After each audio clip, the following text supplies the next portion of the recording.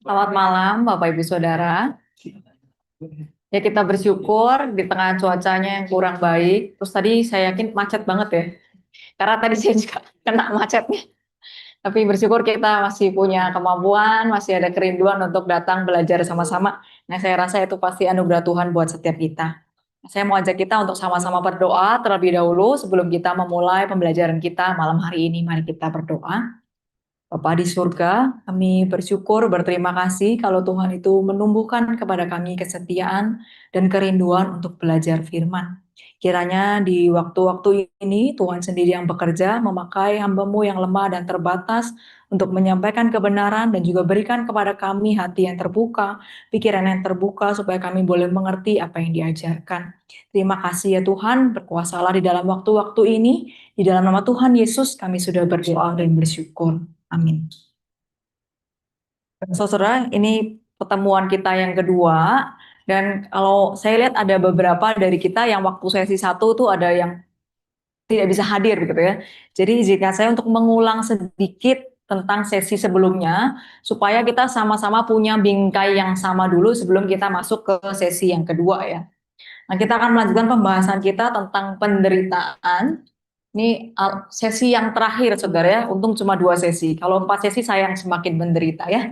Nah, saudara di sesi yang pertama kemarin ada satu hal saja yang perlu kita ingat-ingat bersama-sama, yaitu pada sesi yang lalu kita sama-sama belajar apa perkataan, apa kata Alkitab sebenarnya tentang penderitaan yang ada di dalam dunia ini yang kita alami, baik itu orang percaya ataupun orang yang tidak percaya. Nah, Alkitab itu mengatakan dalam 4 pilar teologi besar. Ini saya persingkat dan saya ini ya padatkan ya, karena mungkin kan pasti banyak sekali hal-hal di dalam Alkitab yang bahas tentang penderitaan. Tapi ada 4 kunci besar yang kita perlu mengerti tentang penderitaan. Yang pertama, penderitaan adalah hasil kejatuhan manusia di dalam dosa. Nah ini kita bisa sama-sama sepakat ya, di dalam kejatuhan manusia di dalam dosa, akhirnya manusia itu mengalami keterpisahan, penurunan secara spiritual, secara emosi, secara moral begitu ya, kita bisa makin jahat. Terus alam bukan hanya kita gitu ya, tapi katanya alam itu sesuatu yang tadinya menghasilkan semua yang baik, tapi karena kutuk dari dosa, alam itu bisa mengeluarkan hal-hal yang tidak baik, yaitu seperti semak duri, pohon yang berduri begitu ya kata Kejadian. Jadi alam itu juga termasuk terlibat di dalam kerusakan yang dialami ketika kejatuhan di dalam dosa. Nah itulah kenapa kita mengenal namanya bencana alam ya, ada tanah longsor, banjir, tsunami, gempa bumi. Nah, karena alam itu mengalami penurunan. Nah, yang kedua, saudara, kita mengatakan kita itu perlu berpegang pada apa pada waktu mengalami penderitaan. Berpegang pada harapan hari depan yang Tuhan janjikan. Bahwa penderitaan yang kita alami sekarang itu tidak selama-lamanya. Tapi ada akhirnya, ada endingnya disempurnakan ketika Tuhan itu datang kedua kalinya. Kebaikan itu akan menjadi sempurna, alam itu sempurna kembali seperti pada waktu penciptaan mula-mula. Nah, harapan hari depan ini yang kita punya sebagai orang Kristen membuat kita mampu gitu ya, berharap walaupun di tengah-tengah penderitaan. Karena tahu nanti itu ini penderitaan tuh ada endingnya, nggak selama-lamanya gitu ya kita menderita. Yang ketiga, penderitaan itu ada di dalam kedaulatan Allah yang misterius. Nah, kita percaya ya sebagai orang Kristen bahwa hidup kita itu dirangkai oleh Allah yang berdaulat. Jadi nggak ada waktu di mana waktu kita misalkan jatuh atau mengalami kecelakaan begitu ya, Kemudian Tuhan itu kayak, wih kelupaan tadi ya, jadinya makanya kita bisa jatuh. Tadi kelewat gitu ya ini, misalkan Citina kelewat gitu ya, makanya tadi kok bisa keserempet motor gitu ya. Enggak, tapi seluruh kehidupan kita itu ada di tangan Allah yang berdaulat. Dan nggak ada waktu di mana Allah itu tidur, nggak memperhatikan, kebingungan, pusing gitu, nggak ada ya. Nah, tapi kita juga belajar di pertemuan yang lalu bahwa kedaulatan Allah itu tidak membuat manusia itu nggak punya pilihan, tidak membuat manusia itu nggak bisa bertindak, nggak punya pikiran sendiri, perasaan sendiri, nggak. Justru perasaan, pikiran manusia, tindakan manusia itu dipakai oleh Allah bisa untuk mewujudkan kedaulatannya. Nah, ini sesuatu rancangan yang indah ya buat setiap kita.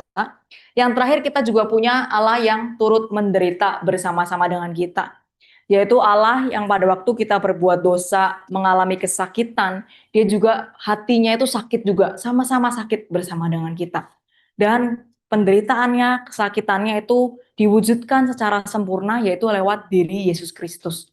Ketika dia disalib dan menanggung seluruh hukuman dosa manusia. Nah, itu dia bisa dikatakan orang paling menderita di muka bumi ini. Nah, kalau kita punya Allah yang turut menderita, maka kita tidak mungkin berkata, saya tidak mau menderita. Kenapa? Karena Allah kita juga adalah Allah yang menderita bersama-sama dengan kita. Nah, saudara, walaupun tadi kita melihat ya dari banyak hal ini, saya selalu bilang ada penderitaan, penderitaan, penderitaan gitu ya. Nah, tapi penderitaan itu nggak sesimpel itu gitu ya. Penderitaan itu macamnya ada banyak, ragamnya itu ada banyak. Ada orang itu menderita karena sakit penyakit, nah itu kan penderitaan ya. Ada orang menderita karena ditinggal meninggal oleh keluarganya.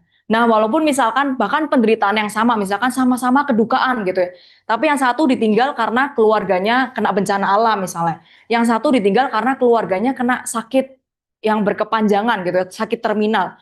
Nah, itu juga ragam penderitaan yang berbeda, jadi nggak bisa disamakan. Nah, apa sih ragam penderitaan di dalam Alkitab gitu ya, supaya kita nggak salah mendiagnosa diri kita, dan juga kita nggak salah ketika kita perlu menghibur rekan-rekan kita, sahabat kita yang berada di dalam penderitaan. Nah, saudara, eh, nah ini ya, yang pertama ada 3 ragam penderitaan ya. Sebenarnya ada banyak sekali, tapi saya ringkas, padatkan, saya pikir bisa dikategorikan jadi 3 bagian besar. Yang pertama, penderitaan itu bisa terjadi karena kesalahan pribadi. Nah, dalam hal ini dikatakan ini adalah deserve suffering. Penderitaan yang memang kamu layak mendapatkannya karena kamu yang salah begitu ya. Misalkan kemarin kita belajar di Amsal itu dikatakan orang yang kikir itu pasti dijauhi begitu ya. Nah, itu kan penderitaan yang dia tanggung karena apa? Karena dia yang salah.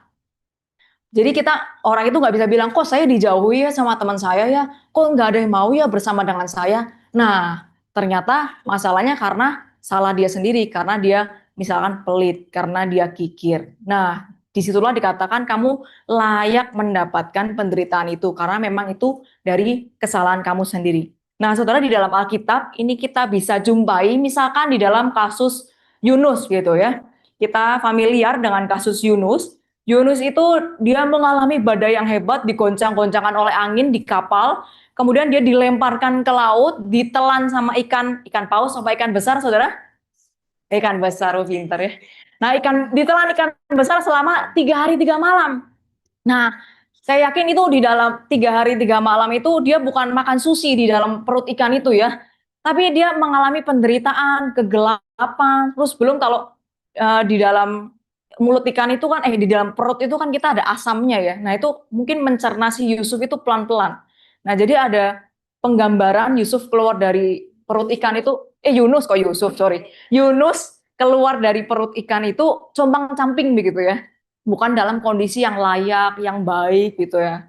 Yang gemuk habis makan daging ikan gitu, bukan. Nah, tapi kita lihat kenapa Yusuf itu dilemparkan. Yunus, sorry. Aduh, maaf saya yang nggak konsen nih. Terima kasih ya sudah dibenarkan. Ternyata di sini semua fokus. Nah, kenapa Yunus itu dia dilemparkan ke laut? Kenapa Yunus itu kemudian dia harus mengalami kegelapan, dihukum oleh Allah? Nah, kita mendapatkan backgroundnya. Karena itu salah kamu, Tuhan itu bilang. Karena kamu yang tidak taat kepada perintah Allah, karena kamu yang mau lari dari Allah. Maka penderitaan itu adalah sesuatu yang adalah konsekuensi dari kesalahan dia. Nah, jadi penderitaan yang deserve suffering ini itu adalah penderitaan yang menjadi momen pertobatan, saudara. Untuk kasih tahu, ini loh, kamu ada sesuatu yang salah, kamu perlu dibenahi, dan itu nanti akan, kalau kita benar-benar berbenah, itu bisa menjadi momen penguatan kita, pemurnian kita. Salah satu contoh juga, saudara, di dalam Alkitab misalnya Paulus gitu.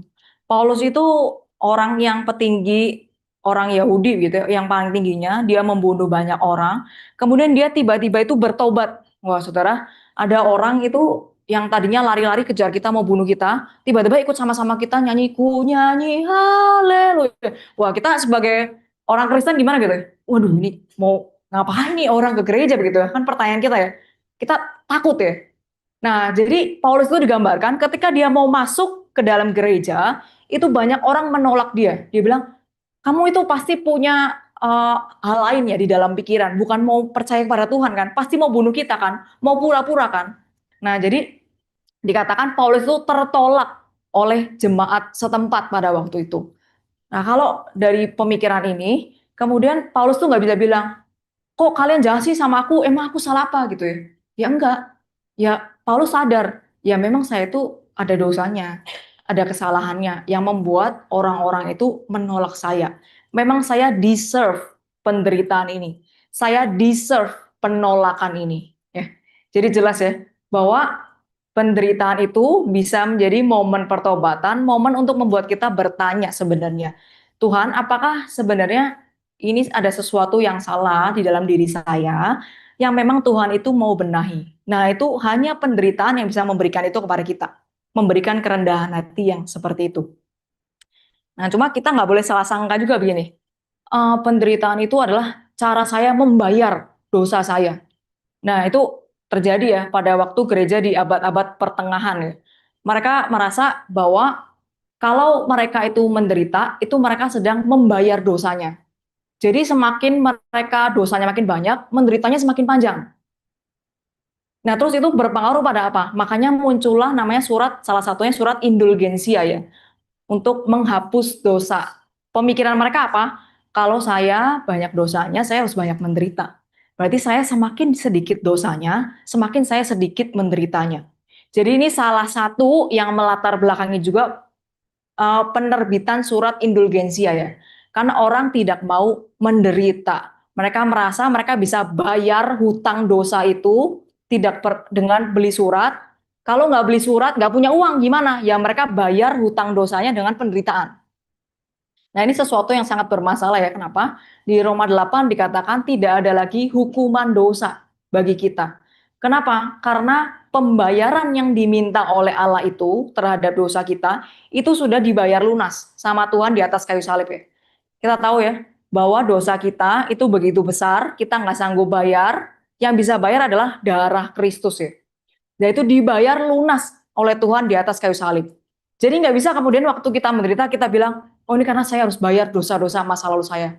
Ya Tuhan nggak bisa ambil pembayaran itu double gitu ya. Bayarnya cuma sekali, lunas untuk selamanya.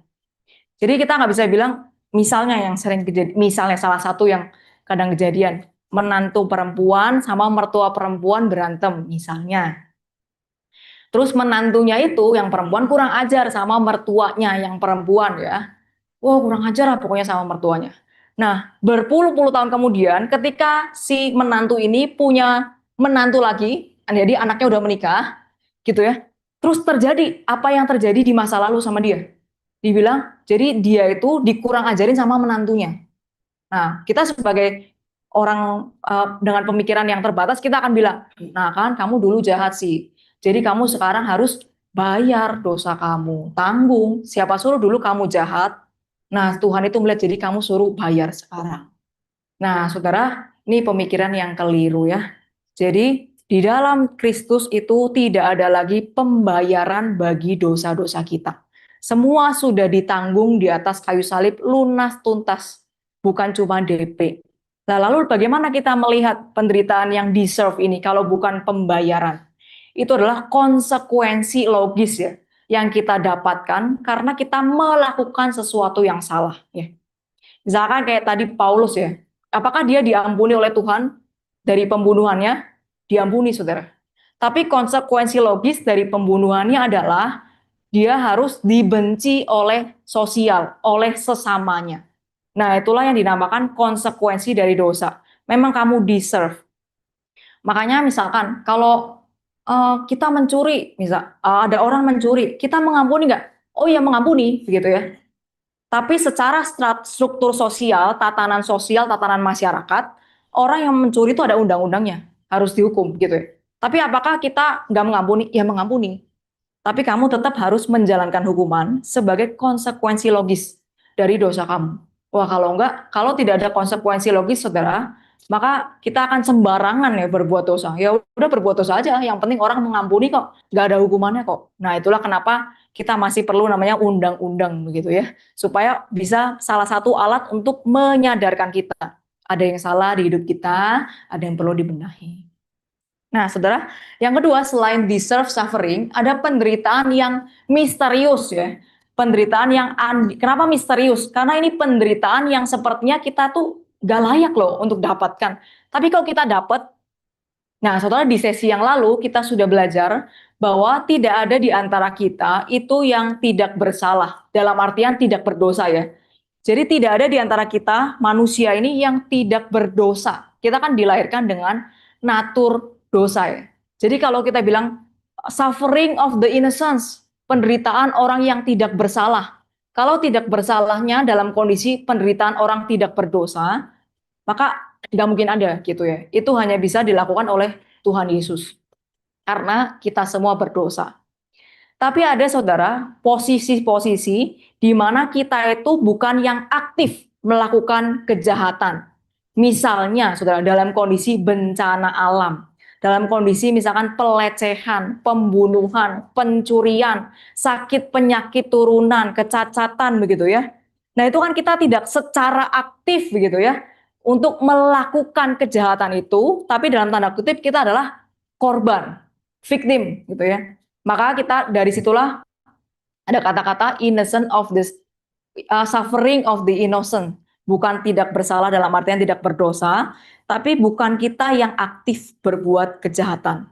Nah, saudara, penderitaan semacam ini adalah penderitaan yang dialami oleh semua orang ya. Yaitu mau orang kaya, orang miskin, orang Kristen, bukan Kristen, semua mengalami. Namanya bencana alam misalnya ya, dalam tsunami atau masa-masa COVID. COVID itu 5 tahun lalu, saudara. Waktu saya pikir-pikir, buset, udah 5 tahun aja ya, nggak kerasa. Nah, saudara, 5 tahun lalu, saudara, waktu COVID, itu banyak sekali orang-orang yang usahanya bangkrut, tutup gitu. Terus banyak orang tuh meninggal, kita nggak bisa keluar rumah, beraktivitas itu nggak bisa keluar, itu kita menderita sekali. Aduh, biasanya bisa jalan-jalan sampai Lembang setiap hari. Sekarang harus terkungkung di rumah gitu ya. Nah, itu kan kita menderita. Nah, tapi penderitaan itu kita bukan secara aktif gitu yang melakukan. Memang kita yang bikin virus COVID, memang kita yang menyebarkan virus COVID, kan bukan. Dalam kondisi-kondisi seperti itu kita adalah korban. Nah, disitulah dikatakan itu undeserved suffering. Penderitaan itu sesuatu yang sebenarnya tidak layak untuk saya dapatkan. Tapi karena dunia ini sudah jatuh dalam dosa, jadi saya kena juga imbasnya. Jadi saya jadi korbannya. Nah, ini di dalam Alkitab diceritakan salah satunya adalah yang paling kental di dalam kitab Ayub, saudara-saudara ya. Di dalam kitab Ayub, Ayub itu mengalami penderitaan yang begitu berat yang orang itu mungkin gak kepikiran kok bisa sampai segitunya. Dia kehilangan anaknya, dia kehilangan rumahnya, dia kehilangan kesehatannya, kehilangan keluarganya, wah semua muanya habis gitu ya. Nah, kalau kita sebagai pembaca, maka kita tahu ya, kenapa Ayub mengalami ini. Nah, kalau kita baca Ayub pasal 1 dan 2 kita tahu, oh ini karena ada Tuhan itu yang mengizinkan di dalam kedaulatannya untuk Ayub itu imannya diuji. Nah kan kita tahu, kenapa? Karena kita baca gitu ya. Nah tapi si Ayub kan nggak baca kitab dia begitu ya. Dia taunya tiba-tiba kok menderita, tiba-tiba kok nggak punya apa-apa. Jadi dia dan teman-temannya itu bergumul sekali, aduh Tuhan ini kenapa ya saya kok mengalami ini? Tolong ditunjukkan. Nah teman-temannya kemudian berusaha untuk melogiskan. Tuhan itu maha baik, maha adil. Berarti kalau kamu mendapat penderitaan, mendapatkan sesuatu yang jahat, dihukum, berarti ada penderitaan-penderitaan karena kejahatan kamu. Nah, tolong diakui dosa kamu itu apa. Nah, tapi di akhir kita menemukan ya, ternyata kata-kata dari teman-temannya ini salah. Nah, waktu Ayub tanya, kenapa Tuhan kok begini? Kenapa Tuhan kok begini? Tuhan kok aku mengalami penderitaan ini? Nah, Tuhan jawab di pasal 38 sampai seterusnya di pasal 42. Dia nggak jawab begini, kamu menderita karena begini-begini. Kamu tuh harus ikut menderita supaya kamu dimurnikan, supaya nanti setelah kamu selesai penderitaan, kamu makin kaya, anakmu makin cantik yang lahir gitu. Enggak, Tuhan itu bilang begini, apakah kamu ada waktu aku meletakkan dasar bumi? Apakah kamu ada waktu bintang-bintang itu ada di atas langit? Apakah kamu itu pernah menyuruh matahari itu terbit dan terbenam di dunia ini? Nah, kita jawabnya ya tidak gitu ya. Kan itu kan kemahakuasaan Tuhan ya. Nah, jadi sampai akhir itu Ayub tuh nggak dapat jawaban secara singkat. Tuhan kenapa? Tuhan jawab sebabnya begini-begini begitu ya. Dia nggak dapat. Tapi Tuhan itu mau ngomong apa lewat pertanyaan-pertanyaan itu? Tuhan tuh mau bilang, aku itu Allah yang maha kuasa, maha besar, rancangan-rancanganku itu kadang tidak terpikirkan di dalam otak manusia, dia bilang. Jadi hal-hal ada di dalam rancangan Allah itu terlalu besar untuk dimengerti oleh manusia. Dan pada waktu itu yang Tuhan inginkan dari Ayub adalah percaya aja. Karena kamu terlalu kecil untuk tahu rancanganku yang terlalu besar. Nah, saudara, ini juga suatu hal yang bisa menguatkan kita ya. Ketika kita berdebat, bergumul dengan Allah di dalam penderitaan, kita mungkin gak dapat jawaban secara spesifik. Kamu menderita karena ini, kamu salahnya di sini gitu ya. Nah, tapi Tuhan itu melatih iman percaya kita. Kita bilang, Tuhan, memang di dalam otak saya yang terbatas, pengetahuan saya yang terbatas, saya itu nggak bisa dengan sepenuh-penuhnya mengetahui rancangan Allah. Tapi yang saya tahu adalah Allah itu berdaulat merancang kehidupan saya. Dan itu cukup bagi hidup kita. Saudara, yang ketiga, penderitaan adalah, nah ini yang disebut sebagai keunikan sebagai orang Kristen ya. Penderitaan karena ketaatan kepada Allah. Dan ini juga yang dikatakan di dalam Alkitab kepada kita. Padahal di dalam penderitaan semacam ini adalah penderitaan-penderitaan yang banyak dialami oleh para nabi-nabi misalnya ya, orang-orang Kristen pada zaman PL ataupun PB gitu ya. Misalkan di dalam perjanjian baru, di jemaat Korintus itu ada permasalahan begini. Orang kan kalau mau punya uang tuh perlu kerja ya. Nah, di Korintus itu kalau mau kerja, mereka harus punya geng-geng. Misalnya ada geng petani, geng merajut, geng apalagi ya, pengusaha atau bisnis gitu ya. Nah, untuk mereka bisa punya channel supaya bisnisnya berkembang gitu ya, itu mereka harus masuk ke geng-geng kelompok-kelompok itu gitu ya. Nah, salah satu syarat untuk mereka bisa masuk ke dalam kelompok-kelompok itu adalah mereka harus menyembah berhala dan melakukan pelacuran. Nah, jadi orang Kristen pada waktu itu di zaman Korintus itu bergumul sekali. Kenapa? Kalau saya ini nggak ikut serikat kerja, ini saya nggak bisa punya uang begitu ya. Tapi kalau saya ikut serikat, saya ikut geng itu, saya harus mengorbankan iman saya. Nah, jadi mereka punya pergumulan ini dan ini penderitaan buat mereka. Dan mereka harus memilih mau ikut Allah yang mana. Nggak bisa mereka ikut hari Senin sampai Jumat kerja, nanti Sabtu sama Minggu beribadah kepada Allah. Nggak bisa.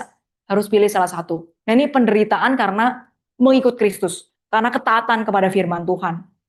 Lalu misalkan di dalam kitab Wahyu gitu ya, Yohanes itu menulis kepada gereja-gereja yang waktu itu mengalami penindasan dari kaisar. Jadi orang Kristen itu selalu jadi kambing hitam. Pokoknya kalau negara itu susah, yang salah itu orang Kristen. Kalau ada kebakaran besar, waktu itu ada kebakaran besar ya di Roma itu, yang disalahkan dikambing hitamkan adalah orang Kristen, padahal bukan orang Kristen yang membakar. Kalau pokoknya kalau ada kesulitan apapun, bencana apapun, itu yang disalahkan adalah orang Kristen. Jadi orang Kristen itu jadi bulan-bulanan begitu ya di dalam komunitas di kitab Wahyu itu. Dan salah satu bulan-bulanannya adalah, saudara pernah nonton Gladiator? Gladiator tuh jadi orang itu dimasukin ke satu arena pertandingan, terus yang keluar tuh singa, nanti orangnya tuh kejar-kejaran sama singa gitu ya.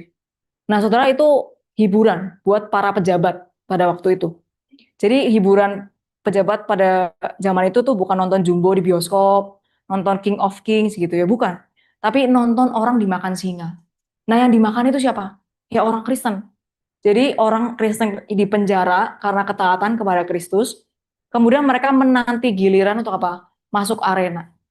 Wah, ketika itu dicaplok sama singa gitu, wah semua pejabat tuh bertepuk tangan. Kenapa? Seru gitu ya. Ayo lanjut orang kedua, orang ketiga. Wah, itu kan sesuatu yang sadis ya. Tapi itu yang dialami oleh orang Kristen, saudara, pada masa itu.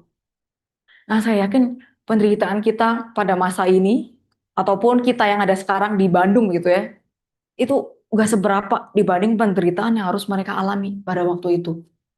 Nah, itu adalah penderitaan karena ketaatan kepada Kristus. Yesus sendiri itu sudah bilang di dalam Alkitab, dunia itu membenci kamu. Karena apa? Dunia itu nggak suka dengan terang. Dunia itu nggak suka kebaikan. Mereka sudah bengkok hidupnya. Maka kalau kita berusaha hidup lurus, pasti ada orang yang mau menjegal kita. Ada orang yang berusaha menjatuhkan kita, membunuh kita.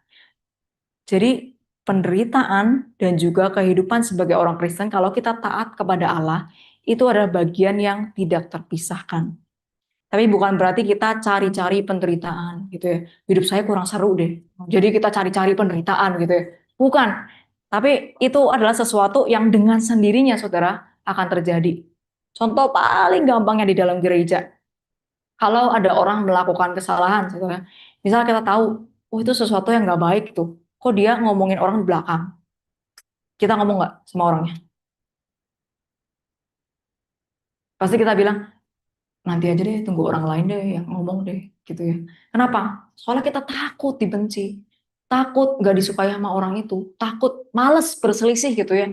Kalau di gereja mah damai-damai aja gitu ya, nggak usah ribut-ribut sama orang. Nah, saudara, itulah yang dinamakan oleh Tuhan kita tidak pikul salib, saudara. Pikul salib itu artinya ada hal-hal kehendak-kehendak Tuhan yang kadang itu bertentangan dengan naluri kita yang berdosa. Jadi kita mau nggak mau itu kita sangkal gitu ya. Waduh, ini tuh nggak menyenangkan nih buat saya sebenarnya untuk ngomong begini. Tapi saya harus ngomong. Kenapa? Karena Roh Kudus itu mendorong saya. Karena saya tahu ini untuk kebaikan, untuk kebenaran. Jadi saya harus ngomong. Walaupun konsekuensinya nanti saya dimarahi orang itu. Konsekuensinya nanti orang itu akan ngomongin saya kepada orang lain di belakang. Nah, saudara, itulah yang disebut dengan sangkal diri. Hal-hal di dalam hidup kita yang sukanya yang jahat, yang sukanya kedagingan, yang sukanya berdosa, kita serahkan kepada Tuhan. Ibarat naik mobil, setirnya nih kita kasih ke Tuhan. Kalau Tuhan mau arahkan kemana, kita nggak bisa bilang, jangan ke kiri, itu yang ke kanan tuh lebih nggak macet. Nah, kita kan dalam pemikiran kita, yang sana lebih baik ya. Tapi buat Tuhan yang sebelah sana tuh lebih baik. Pilihan yang itu lebih baik. Nah, dari situlah kemudian kita diajar, saudara, bahwa memang di dalam penderitaan, ketaatan kepada Kristus itu adalah momen pemurnian kita untuk semakin seturut dengan kehendak Allah. Nah, 1 Petrus itu juga bilang, kalau kamu itu menderita karena berbuat dosa, itu nggak ada gunanya, katanya ya. Kamu dipenjara karena kamu mencuri, kamu dipenjara karena kamu berbuat salah. Ya itu memang sesuatu yang perlu kamu terima, jangan dibanggakan, kata Petrus. Tapi ketika kamu dipenjara, dianiaya karena berbuat yang baik, maka itu adalah kasih karunia Allah. Nah, menarik ya. Penderitaan itu katanya adalah anugerah Allah buat kita. Kalau namanya anugerah, berarti Tuhan itu memberikan kepada kita karena suatu kebaikan. Jadi saudara, ini adalah 3 keberagaman yang Alkitab itu jelaskan kepada kita ciri-cirinya dan apa yang terjadi di dalam penderitaan itu. Nah, saudara, setiap keberagaman ini, saya rasa punya tujuannya. Penderitaan kita pasti punya tujuan ya. Seperti dari Esis Prol yang kemarin saya kutip, penderitaan bagi orang Kristen itu tidak pernah menjadi sebuah latihan di dalam kesia-siaan. Saudara, kalau namanya latihan, itu kita punya tujuan deh. Kayak atlet gitu ya. Atlet renang. Kenapa dia berenang setiap hari, latihan setiap hari? Karena dia punya tujuan. Dia mau olimpiade, dia mau dapat piala. Dan untuk dapat piala itu, dia harus latihan dengan baik. Atau saudara yang kita pelayanan paduan suara gitu misalnya. Kenapa kita latihan paduan suara? Karena saya tahu saya itu mau pelayanan, mau menyanyi pada waktu ibadah. Jadi latihan kita itu ada tujuannya yang mau dicapai. Dan tujuan itu saudara membuat kita kuat waktu latihan. Kalau misalkan kita jadi atlet ya, kira-kira susah nggak sih setiap hari itu harus disiplin latihan, jaga badan gitu ya? Susah. Tapi kenapa mau bertahan? Karena saya tahu tujuannya itu lebih besar. Makanya saya mau tahan kesulitan saya yang sekarang. Nah sama saudara, di dalam penderitaan itu ada tujuan-tujuan yang Tuhan itu mau nyatakan buat setiap kita. Dan kalau kita bisa mengerti tujuannya Allah, maka dalam penderitaan yang deserve ataupun undeserved, itu kita boleh punya kekuatan untuk menghadapinya. Nah, tujuan-tujuan apa yang Tuhan itu bukakan kepada kita menurut firman Tuhan? Yang pertama, saudara, dan sering sekali kita bahas, sering sekali kita ngomong kepada orang misalnya ya, tujuannya adalah penderitaan kamu adalah untuk memuliakan Allah gitu ya. Nah, jadi penderitaan dan kemuliaan ini adalah hal yang juga sangat terkait di dalam Alkitab. Misalnya Paulus bilang penderitaan kamu itu akan menghasilkan kemuliaan kekal gitu ya. Terus Petrus bilang kamu bertahan di penderitaan yang sekarang karena nanti ada sukacita yang berlimpah-limpah ketika Tuhan datang kembali. Jadi penderitaan sama kemuliaan itu bukan sesuatu yang bertentangan. Nah, kita juga sudah belajar ya, dari penderitaan terbesar yang Tuhan Yesus itu berikan kepada kita, yaitu kematian di atas kayu salib, itu mendatangkan kemuliaan yang terbesar buat kita, yaitu keselamatan bagi orang-orang berdosa. Pertanyaannya saudara, apa yang dimaksud dengan memuliakan Allah? Benar ya, kan kita sering pakai, oh kita melayani untuk memuliakan Allah, kita makan minum untuk memuliakan Allah, kita menderita untuk memuliakan Allah.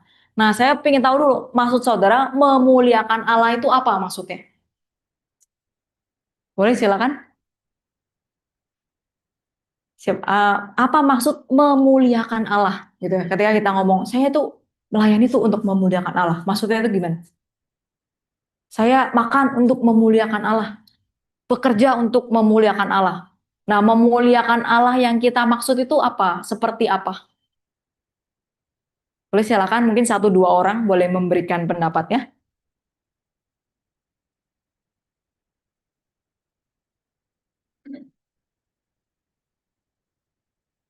Ada?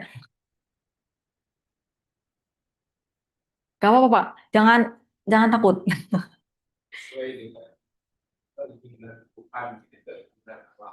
Sesuai dengan keinginan Allah. Oh ya, jadi kita memuliakan Allah ketika yang kita lakukan sesuai dengan keinginan Allah. Wah, ini jawaban yang baik sekali. Ada lagi? Silakan. Kenapa, Pak? Bersyukur memuliakan Allah itu berarti boleh pakai mic-nya nggak apa-apa, Pak? Kita menerima dengan kedaulatan Tuhan, ya kita menerima aja, nggak bisa ngapa-ngapain. Oke. Memuliakan Allah. Ya. Oke, ada tambahan lagi? Memuliakan Allah ya bentuknya dengan bersyukur, mungkin. Itu aja, Bu. Jadi kalau saya boleh simpulkan, memuliakan Allah itu menerima apa yang Allah berikan itu dengan rela hati, begitu ya. Bersyukur Ya. itu kan menerima dengan rela hati ya. Ya. Oke, terima kasih. Ada lagi yang terakhir, kesempatan jawab satu kali. Door prize-nya di bumi ya. Oh.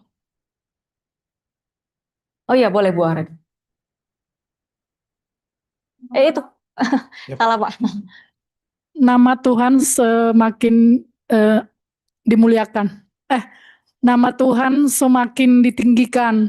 Oke, nama Tuhan semakin masyur gitu ya, semakin Ya, ditinggikan, semakin semakin ditinggikan. terkenal, berarti kita sedang memuliakan Allah gitu ya. Oke, itu jawaban yang sangat baik. Terima kasih Bapak Ibu untuk responsnya. Jadi memuliakan Allah itu juga termasuk di dalamnya seperti yang Bapak Ibu tadi sudah katakan. Nah, berarti sebenarnya nggak perlu dijelaskan lagi ya. Nah, tapi ada satu pertanyaan di dalam katekismus singkat Westminster yang sangat baik juga untuk menolong kita mengerti apa artinya memuliakan Allah. Yang dikatakan apa tujuan utama hidup manusia? Katanya tujuan tertinggi hidup manusia adalah untuk memuliakan Allah dan menikmati Dia selama-lamanya. Jadi kata memuliakan dan kata menikmati Allah itu jadi satu kalimat ya. Jadi memuliakan Allah itu sama dengan menikmati Dia. Nah, cara gampangnya ini John Piper pernah berkata, Allah itu paling dimuliakan di dalam kita ketika kita itu paling menikmati Dia. Ketika Dia itu paling menjadi kesukaan hati saya, paling menjadi sukacita saya, paling menjadi kerinduan saya, begitu ya. Nah, saudara di dalam hidup seringnya kita menempatkan sukacita, menempatkan kerinduan, menempatkan kesenangan itu bukan pada Allah, tapi pada berkatnya, ya bener ya. Kita punya makanan misalnya, Apa yang kita doakan? Tuhan terima kasih untuk makanan ini. Jadi kita berterima kasihnya untuk berkatnya, saudara ya. Tapi kita lupa, Tuhan, saya berterima kasih kepada Tuhan yang menyediakan makanan ini. Nah, jadi saudara, kadang berkat Tuhan itu baik ya, sesuatu yang baik. Tapi kalau kita menggunakan berkat-berkat Tuhan itu, kemudian tujuan hidup kita adalah berkatnya gitu ya. Tujuan hidup saya adalah saya ini punya kesenangan itu, punya kekayaan, kesuksesan, punya keluarga yang baik. Keluarga yang baik itu kan sesuatu yang baik ya.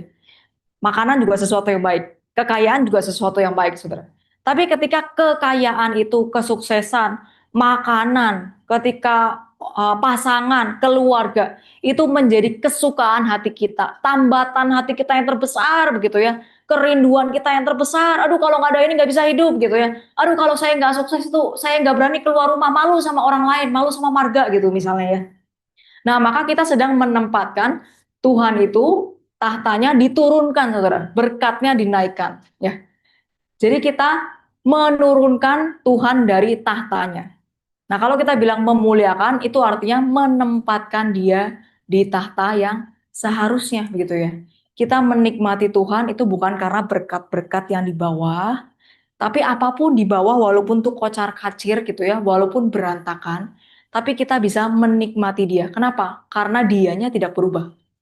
Yang di bawah berkatnya bisa berubah. Tapi Allahnya dan janjinya itu tidak bisa berubah. Nah itu artinya memuliakan Allah.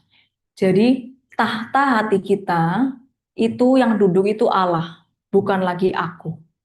Nah jadi saudara kita bisa melihat ya, di dalam penderitaan Tuhan itu seakan lagi membedah nih hati kita. Siapa ya yang duduk di tengah-tengah saya, di tahta hati saya ini?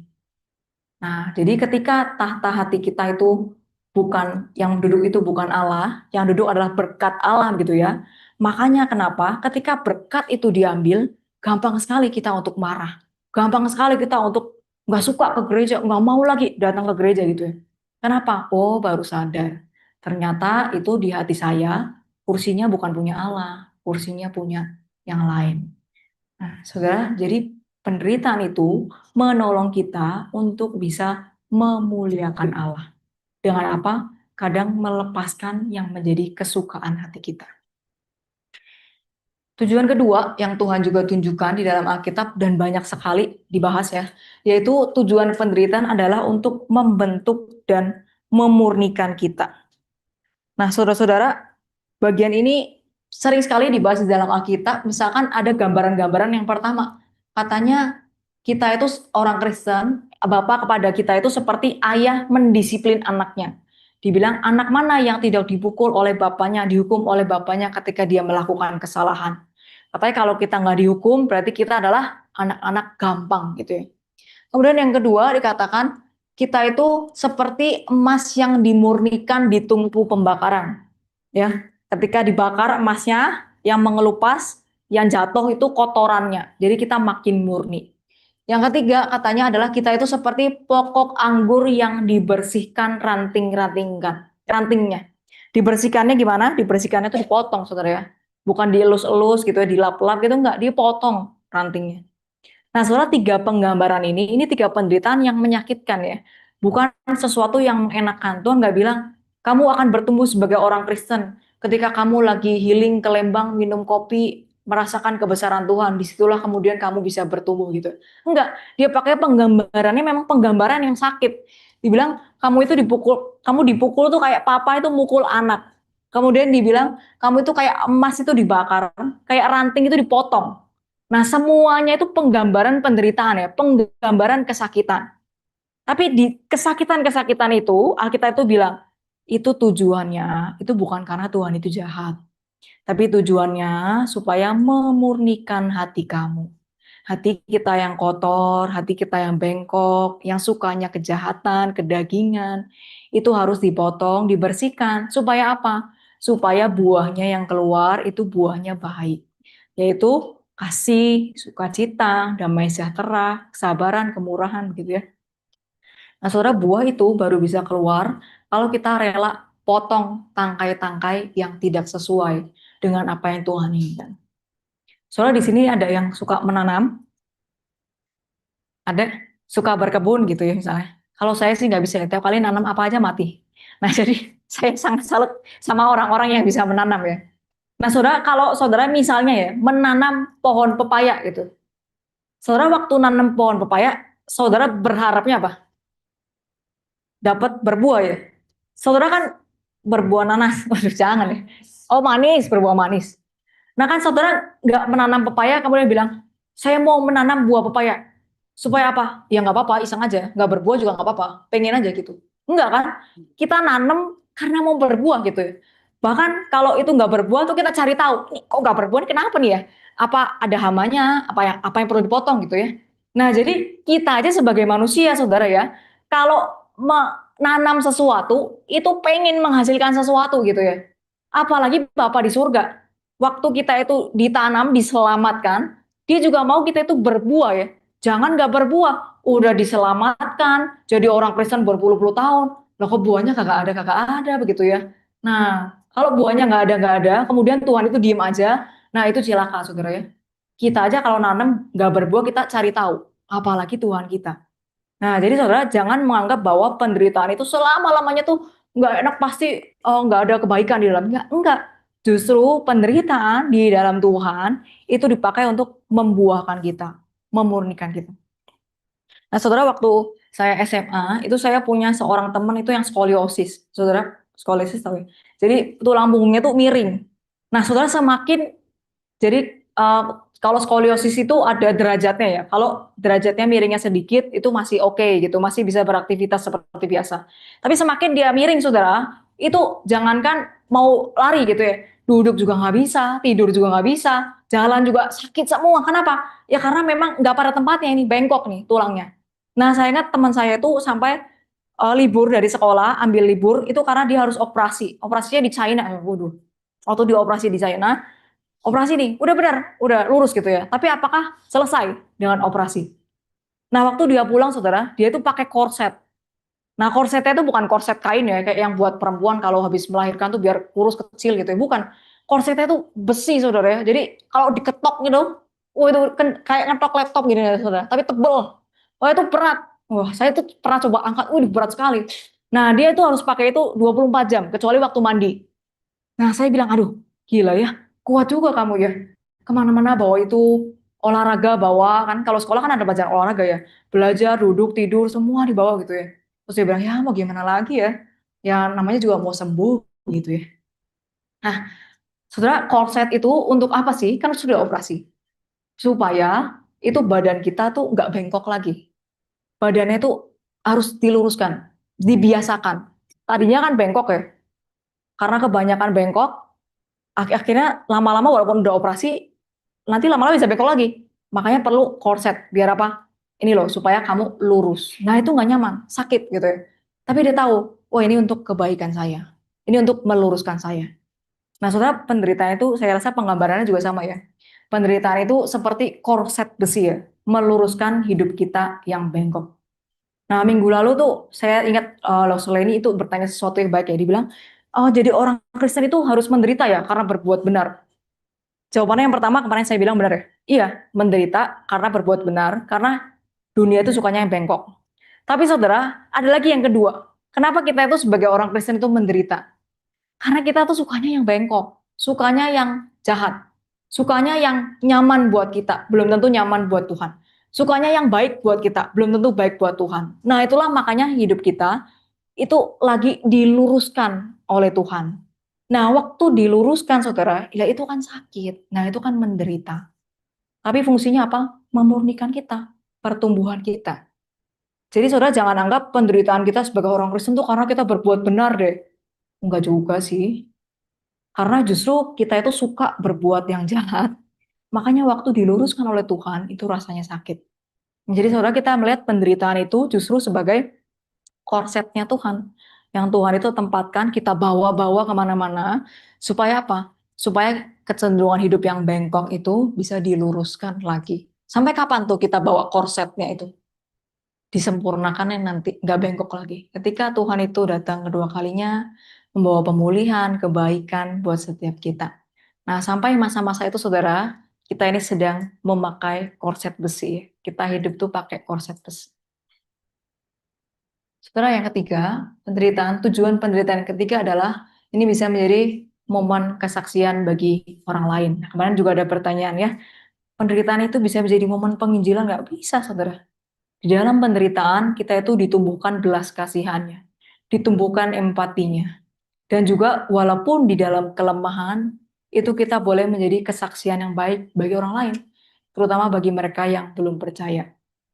Nah, saudara, jemaat pada waktu di surat Petrus itu menulis surat di 1 Petrus, itu mereka mengalami penderitaan yang berat gitu ya. Tapi pada waktu mengalami penderitaan, itu mereka itu bisa tetap bernyanyi gitu ya. Bisa tetap memuji Tuhan, bisa tetap berkumpul, mengatakan kebenaran gitu. Terus si Petrus bilang, kamu itu siap sedia mempertanggungjawabkan harapan yang ada kamu. Kenapa harus dipertanggungjawabkan? Karena pada waktu mereka disiksa sambil mereka bernyanyi, itu orang-orang jadi lihat, kok bisa ya melakukan hal itu ya? Kok waktu menderita, kok masih sukacita ya? Itu kenapa ya? Nah, orang kan jadi penasaran ya. Nah, waktu jadi penasaran, Petrus bilang, nah disitulah waktunya kamu mempertanggungjawabkan harapan yang kamu punya. Kamu kasih tahu, di dalam kekristenan, di dalam Yesus, walaupun tubuh kita mati, tubuh kita didera, tapi pengharapan kita itu nggak pernah mati. Nah, jadi saudara, penderitaan itu menjadi momen kesaksian bagi orang lain. Nah, di 2 Korintus 1 ayat 4 juga dikatakan, Paulus itu dihiburkan oleh Allah supaya dia sanggup menghibur mereka juga yang berada dalam macam-macam penderitaan. Jadi saya sudah dihiburkan oleh Kristus, maka dengan penghiburan itu saya juga bisa menghiburkan orang lain.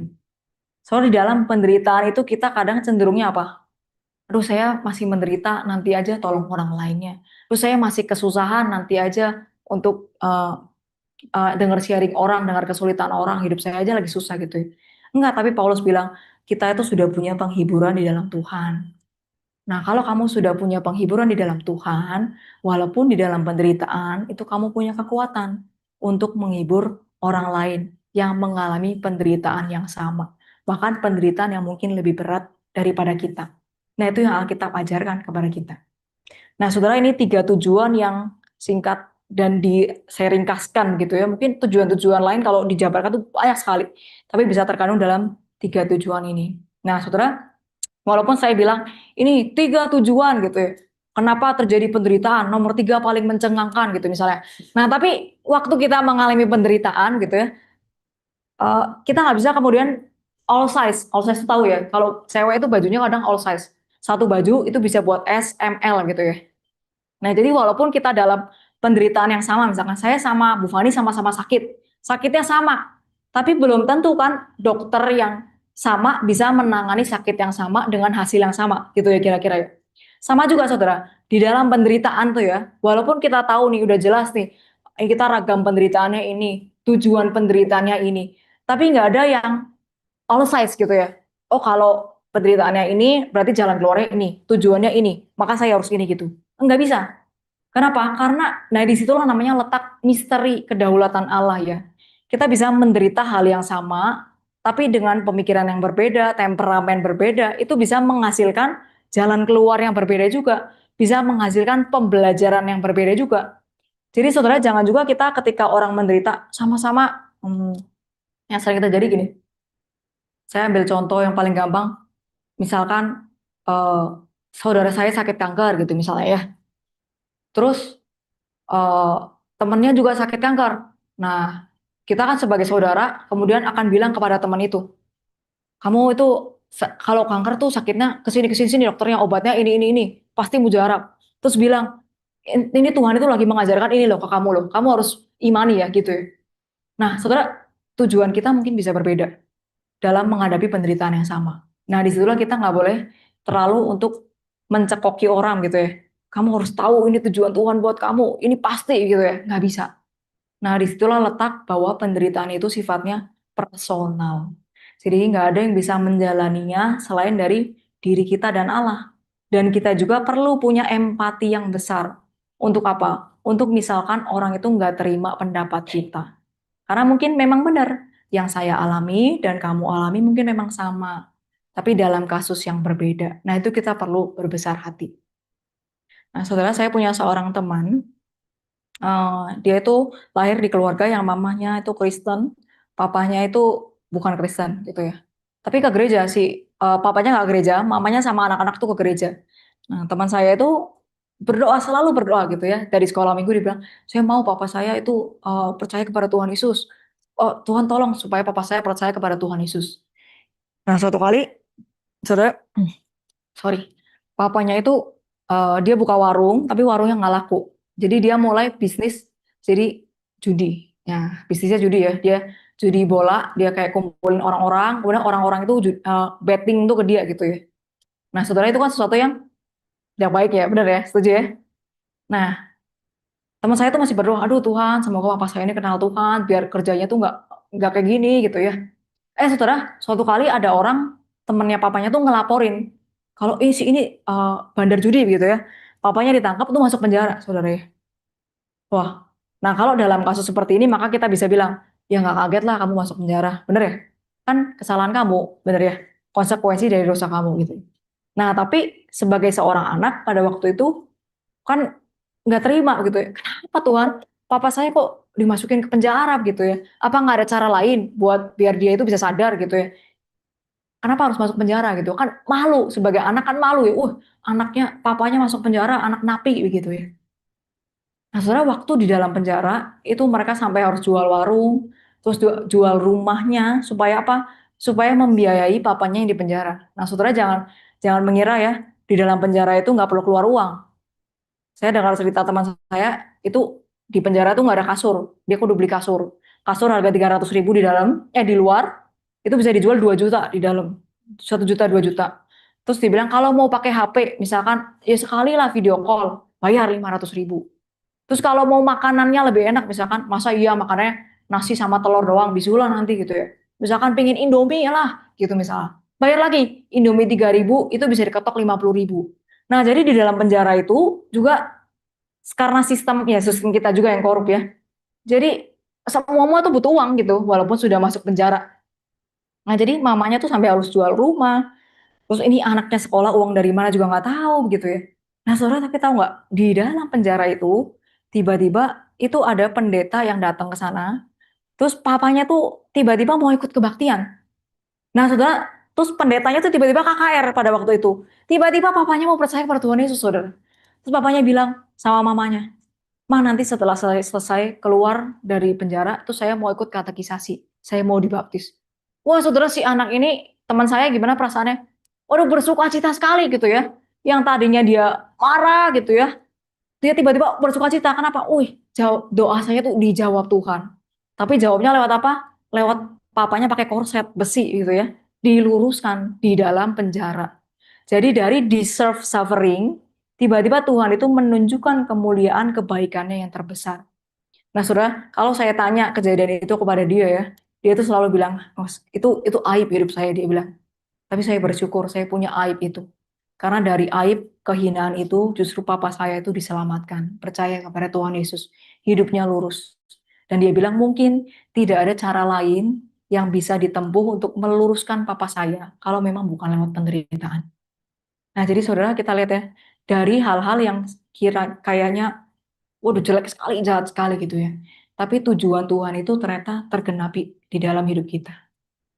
Nah, saudara ini 3 tujuan yang ada di dalam penderitaan. Nah, sampai sini saya cut dulu gitu ya. Kalau ada pertanyaan silakan boleh atau ada tanggapan dari Bapak Ibu. Boleh mic-nya. Oh, boleh di yang Bapak di belakang dulu ya, Bu ya.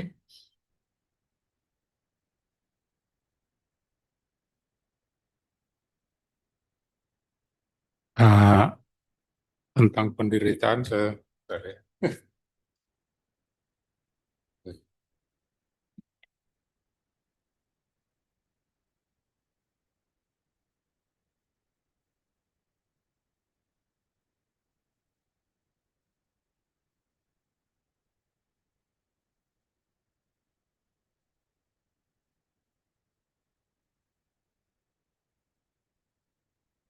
ah, untuk beragam penderitaan, yang poin 2 penderitaan yang misterius. Bagaimana kita menjawab atau memberi kesaksian di mana posisi Tuhan yang Maha Kuasa dan Maha Kasih. Karena penderitaan itu kan bersifat universal, bukan karena kesalahan kita atau karena nama Yesus. Mungkin sebagian dari kita, termasuk saya, awalnya susah menerima itu, kesalahan orang lain seolah-olah ditimpakan kepada kita. Misalnya kayak COVID. Banyak perdebatan bahwa itu karena dari laboratorium di Cina atau laboratorium Amerika, tapi hampir seluruh dunia kita menderita, di mana kuasa Tuhan, keadilan Tuhan, dan kasih Tuhan untuk umat yang dikasihi. Saya punya pengalaman, anak saya terserang COVID varian Delta. Itu luar biasa di Indonesia. Saya nggak masuk kantor hampir 4 bulan, total hanya mengurus anak sekitar bulan Juni, Juli, Agustus, September. Saya bertanya, Tuhan ada di mana untuk saya? Anak saya sampai kena masuk ICU, sampai pasang ventilator. Saya pernah nanda tangan surat, dia punya presentasi untuk kehidupan hanya 20%. Kalau obat yang diberikan tidak bereaksi dalam 1 malam, besok dia akan meninggal. Kekurangan oksigen tiap hari saya tidur di halaman rumah sakit. Saya pernah bertanya, Tuhan, Tuhan mengasihi saya enggak? Tuhan mengasihi anak saya enggak? Tapi akhirnya ada jawaban itu. Sekarang timbul lagi pertanyaan, bagi orang yang nggak percaya, saya punya 2 iman dalam satu rumah. Tuhan ada di mana? Bagaimana jawab kita untuk pertanyaan orang-orang ateis atau orang-orang yang belum percaya kepada Tuhan? Tapi saya punya kesaksian yang luar biasa, penderitaan yang disebabkan bencana alam, sakit penyakit, terus menguatkan saya. Anak saya dibilang sama dokter, dari dokter paru-paru, dokter jantung, dia punya harapan hidup. Bapak tanda tangan hanya 20%. Selebihnya itu Bapak berdoa. Saya bilang ke adik-adik saya, ke ibu bapak saya, ke istri saya, ke anak saya yang paling bungsu. Tuhan berikan saya tanda, supaya anak saya, kalau sekalipun Tuhan nggak berikan tanda, tapi saya sering begitu, mengalami begitu. Kalau mengalami peristiwa besar, saya bilang Tuhan berikan tanda, tapi kalau Tuhan nggak berikan tanda juga saya pasrah. Tapi peristiwa COVID itu memberikan tanda. Tuhan bilang nggak apa-apa, kamu kuat, terus berdoa. Ternyata tanda itu juga Tuhan berikan untuk anak saya yang dalam keadaan masuk ICU. Kita nggak hanya bisa lihat dari kamera. Ini kesaksian sesudah dia sembuh. Saya cerita ke keluarga, cerita ke beberapa gereja, ke beberapa pendeta sama keluarga. Ternyata saya diberikan tanda dari Tuhan kepada saya sama anak saya dalam waktu bersamaan. Banyak kesaksian yang mungkin saya nggak pernah lupa, nggak harus ingat sepanjang umur hidup saya. Tuhan memberikan kasih yang begitu besar untuk saya, menjawab tentang penderitaan yang secara umum itu. Awalnya saya marah kepada Tuhan, tapi Tuhan bilang sabar, sabar dan sabar. Nanti akan mujizat itu akan terjadi, dan itu terjawab. Anak saya kena badai sitokin, paru-parunya udah hitam, nggak ada peluang untuk hidup, tinggal 20%. Semua indikator itu merah, semua indikator tentang COVID itu merah. Dia kena badai sitokin, dibilang nanti kalau dia sembuh paru-parunya akan bengkak, jantungnya juga akan bengkak. Tapi puji Tuhan, dia masuk ICU, nggak sampai seminggu dia keluar, sampai 6 bulan kemudian kita periksa lagi, kontrol lagi, nggak ada pembengkakan apapun. Hanya dokter ahli, itu mujizat. Saya bilang, terima kasih Tuhan. Saya selalu disertai, keluarga saya selalu disertai Tuhan. dalam penderitaan, dalam kemarahan saya kepada Tuhan awalnya, tapi saya pasrah, saya menerima itu. Nah, terima kasih Bu, itu kesaksian saya. Mohon ada kata yang bisa menguatkan kita bagaimana penderitaan orang lain yang bikin bencana alam. Posisi Tuhan itu di mana sih? Kasih Tuhan untuk kita ada di mana? Tapi saya mau memberikan kesaksian kasih Tuhan tetap menyertai. Terima kasih. Terima kasih Pak, pertanyaannya baik sekali ya. Saya jawab yang pertama dulu. Maksudnya, yang pertama, kan tadi pertanyaannya adalah, kalau Tuhan itu Maha Kasih, kenapa mengizinkan anak Bapak itu mengalami seperti itu ya? Nah, inilah yang saya bilang sebagai keunikan penderitaan ya. Jadi walaupun kita tahu tujuan, kita sudah belajar beragam penderitaan dan segala macam. Nah, kalau Bapak minta saya menjawab secara teologis, secara sistematis, itu saya nanti kasih PPT-nya Pak ya, bisa saya. Tapi saya yakin pertanyaan yang Bapak lontarkan ini pertanyaan itu lebih ke arah emosi ya, dari hati. Kenapa ya kok saya itu bisa mengalami seperti ini? Jadi saya yakin sebenarnya kalau ada orang itu bertanya kepada kita, kenapa ya kok saya dikasih anak begini ya? Kenapa ya keluarga saya itu kok mengalami begini ya? Nah, kita tuh jangan cepat-cepat memberikan penjelasan. Kalau menurut Alkitab ya, ini ada di Petrus, ada di Korintus, ada di Yakobus, di saya gitu ya. Karena saya yakin yang dia butuhkan itu sebenarnya bukan jawaban akademiknya gitu ya. Tapi dia membutuhkan perhatian dan juga empati kita. Terus juga dia membutuhkan mungkin keberadaan kita sebenarnya bukan jawaban-jawaban. Nah, itu yang pertama yang bisa saya jawab dulu ya. Terus yang kedua, yang kenapa kalau ada Tuhan kok ada penderitaan gitu kan ya intinya. Saya jawabnya lewat cerita ya. Ceritanya ini pernah diceritakan oleh penginjil Karmia juga. Jadi suatu kali ada seorang bapak itu cukur rambut. Nah, waktu dia cukur rambut itu dia lihat di waktu dia cukur itu kaca tukang cukurnya kan itu ada kaca ngadep ke jalan ya. Waktu dia cukur gitu ya, terus si tukang cukurnya itu bilang sama si bapak ini, Pak saya nggak percaya loh ada Tuhan. Si bapaknya kan orang Kristen ya dia tahu pendeta. Terus si pendetanya bilang emang kenapa gitu ya. Terus si tukang cukurnya bilang iya kalau ada Tuhan kenapa ada penderitaan ada kejahatan Tuhannya mana kok nggak ada gitu ya. Nah terus bingung gitu si pendeta ini mau jawab apa gitu tiba-tiba kok jadi STUJK mendadak begitu. Terus dia lihat gitu ya di kaca itu ada orang-orang tuh gondrong tuh lewat gitu ya yang rambutnya panjang-panjang belum dicukur gitu. Oh terus si pendeta ini jawab begini, Pak tahu nggak Pak, saya juga nggak percaya ada tukang cukur Pak. Oh si tukang cukur kaget, maksud kamu gimana? Orang saya lagi cukur kamu ini loh, saya yang potong ini, lagi dipotong nih, saya bisa botakin kamu, dia bilang. Kok kamu nggak percaya ada tukang cukur? Orang sayanya ada di depan kamu gitu ya. Nah Pak buktinya tuh kalau ada tukang cukur, kenapa masih ada orang-orang gondrong tuh di depan, belum kecukur? Berarti tukang cukur nggak ada Pak, tukang cukur bohong. Nah saudara, jadi kadang tuh kita lompatan pemikiran itu jauh ya. Pokoknya kalau ada Tuhan, tidak ada penderitaan. Kalau ada penderitaan, berarti tidak ada Tuhan. Nah itu lompatannya terlalu jauh.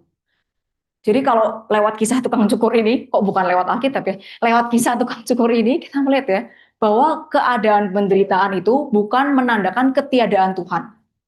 Dan ketiadaan penderitaan itu bukan menunjukkan keberadaan Tuhan. Nah itu sesuatu yang lompatan pemikirannya terlalu jauh. Itu sih yang lewat cerita itu. Nah tapi yang bisa saya jawab juga adalah, kalau dari dua sesi ini yang bisa saya rangkum adalah, saudara kadang di dalam pemikiran kita, yang baik menurut kita itu bukan baik menurut Tuhan. Ya, baiknya kita kan nggak ada sakit, baiknya kita kan nggak ada kelemahan, begitu ya. Tapi Paulus tuh berkali-kali bilang dalam Alkitab, saya itu justru di dalam kelemahan, di dalam kesakitan itu saya bersukacita. Kenapa? Karena kesakitan saya itu menunjukkan keberadaan Tuhan. Nah itu lucu ya. Jadi waktu dia sakit, dia bilang justru Tuhan itu bisa ditunjukkan lewat kesakitan dia. Dan dia juga pernah bilang begini, saya itu dikasih kelemahan sama Tuhan, dikasih penderitaan sama Tuhan, supaya apa? Supaya nyata bahwa kekuatan saya itu berlimpah-limpah itu dari Tuhan, bukan dari diri saya. Saudara, penderitaan itu menunjukkan kepada kita sebenarnya bahwa kita ini manusia yang terbatas. Manusia yang sebenarnya nggak ada apa-apanya. Tapi Tuhan itu masih mau bekerja bersama-sama dengan kita. bekerja di dalam kita, berdaulat untuk hidup kita. Nah, itu yang kita pegang ya. Walaupun di dalam penderitaan yang terbesar sekalipun yang kita harus alami, memang mau nggak mau itu ya, kita nggak bisa menghindar. Itu ada Tuhan di dalam hidup kita. Nah, sudah kemarin waktu saya doa pagi, itu ada seorang penatua yang membawakan satu kutipan yang baik ya, yang saya ingat-ingat sampai sekarang. Dia bilang, kenapa sih kalau kita harus ada kematian gitu ya? Kan lebih enak kalau kita itu nggak berpisah dengan orang yang kita kasihi. Nah, dia bilang gini, justru saudara, di dalam kebaikan Allah, dia tahu kalau kita hidup makin panjang, itu penyakit kita makin banyak. Tubuh kita itu makin rontok, makin rusak. Nah, maka disitulah makin banyak penderitaan kita. Justru di dalam kebaikan Allah itu, dia akhirnya mau mengakhiri kehidupan kita yang sementara ini. Supaya apa? Supaya kesakitan kita itu bisa dilepaskan. Nah, jadi saudara, kematian yang kita anggap sesuatu yang tidak baik, ternyata kok ada baiknya gitu ya di mata Tuhan. Nah, mungkin itu yang bisa saya jawab ya Pak ya. Semoga boleh memberikan sedikit insight. Boleh? Iya. Oh ya, Iya, Bu, saya mau tanya, saya melihat di gereja ada banyak orang yang tadi yang golongan pertama itu yang menderita karena kesalahan sendiri. Jadi eh, orang ya ada beberapa orang yang sebetulnya masih usia produktif begitu ya, tapi tidak bisa bekerja karena sebelumnya mungkin beberapa tahun sebelumnya tuh dia melakukan kesalahan begitu ya. Nah, tetapi gereja bantu, tetapi tidak ada perubahan gitu Bu, sehingga untuk jangka yang panjang uh, tetap tanda kutip ya tidak ada perubahan begitu ya.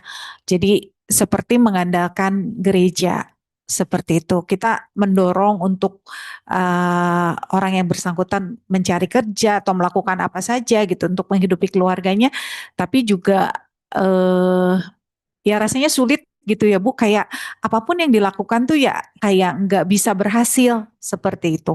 Pertanyaannya sebagai ya maksudnya saudara seiman dan juga mungkin dalam hal ini pelayan Tuhan begitu ya, semestinya kita bersikap bagaimana gitu dengan orang yang seperti itu, karena dari yang bersangkutannya juga tidak ada ya apa ya mungkin effort untuk melakukan sesuatu gitu. Terima kasih. Ini pertanyaannya sangat ini ya praktis dan sangat mendarat. Maksudnya bagaimana apa yang sebagai gereja kita lakukan kepada orang yang bersalah dan tidak mau berubah, intinya kan begitu ya. Nah, yang pertama-tama kalau boleh saya bilang, mungkin kita bisa bilang klise, tugas kita itu Tuhan itu bilang yang mengubah hati itu adalah Tuhan. Nah, kenapa kadang penderitaan itu muncul dari pihak kita? Karena kita mau mengubah orang itu. Ya, gak bisa. Pokoknya kalau saya udah tolong, kamu harus berubah. Pokoknya kalau saya udah kasih modal, kamu harus berkembang gitu. Jadi kita maunya sesuai mau kita begitu. Jadi itu yang pertama, yang sering juga saya imani di dalam pelayanan saya ya. Bagian kita adalah melakukan kebenaran. Nah, melakukan kebenaran itu apa? Terhadap orang yang berdosa itu kita menerima, kita menegur mereka, dan kita membimbing mereka sambil kita jaga-jaga jangan sampai kita jatuh. Nah, itu kan tugas kita ya. Nah, kalau dari bagian Tuhan adalah Roh Kudus yang mengubahkan. Nah, jadi jangan juga kita menderita karena oh, ada orang saya tegur-tegur nggak berubah-berubah ya. Kitanya yang pusing, sananya senang kok kita yang pusing ya, hidup kita kasihan banget. Nah, itulah karena kita kadang mau mengambil peran Tuhan di dalam hidup kita. Terus yang kedua, saudara, apa yang perlu kita lakukan? Hmm, yang pertama sebenarnya, nah itu terkait juga apakah dari orang itu tuh punya kesadaran diri. Apa, ya saya memang salah, saya melakukan kejahatan, saya harus berubah gitu. Nah, saudara, kesadaran diri itu nggak cukup ya. Jadi sama, sebenarnya kasusnya sama untuk setiap kita ya. Ketika kita berdosa, sadar diri itu tidak cukup. Tuhan, saya sudah bersalah. Oh ya oke, Tuhan mengampuni gitu ya. Tapi ada step kedua yang perlu dijalani, yaitu dia harus menumbuhkan diri. Maksudnya dia keluar dari zona nyamannya. Jangan di situ-situ terus. Nah, kalau dari cerita yang tadi Ibu katakan, itu dia baru sampai step pertama ya. atau step pertamanya malah belum ya, sadar diri. Nah, step keduanya itu dia belum lakukan, dia nggak mau kembangkan diri, dia nggak mau keluar dari situ. Nah, kalau dari dia sendiri tidak mau keluar, nah susah kalau kita yang tarik-tarik. Nah, itu nanti kembali lagi ke poin pertama. Memang tugas kita adalah menolong sebisa kita. Perubahan itu kita doakan semoga dari step satu ini dia segera berkembang ke step yang kedua, begitu ya. Nah, itu mungkin jawaban saya ya. Mungkin ada yang mau menambahkan?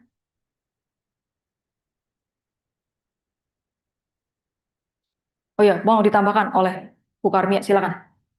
Ini ada mic-nya. Ya, terima kasih. Terima kasih Lause Cincing untuk pemaparannya. Ini suaranya masuk ya? Masuk ya? Oke. Saya sedikit berefleksi tadi waktu dengar Lause Cincing. Mungkin kalau apa yang tadi kita pelajari selama 2 minggu itu lebih banyak bicara soal penderitaan dalam konteks kita pribadi ya. Jadi hubungan pribadi kita dengan Tuhan. Nah, tetapi kalau kita lihat dari pertanyaan tadi, pertanyaan Ibu, saya tertarik. Bisa juga kita melihat penderitaan itu dalam konteks kita bersama-sama sebagai tubuh Kristus gitu ya, sebagai gereja. Jadi bukan hanya satu sisi itu penderitaan pribadi yang kita banyak bahas dalam 2 sesi ini. Tapi ketika menggumuli sebagai gereja yang satu tubuh, maka kitab suci juga berkata harus belajar menderita sama-sama. Nah, itu harus belajar ya. Jadi satu bagian tubuh yang menderita, semuanya merasakan kesakitannya. Dan saya kira adalah baik dan sehat kalau kita sebagai gereja itu belajar menderita. Maksudnya bagaimana? Ya di dalam tubuh Kristus kadang ada orang-orang yang seperti tadi Ibu cerita gitu ya.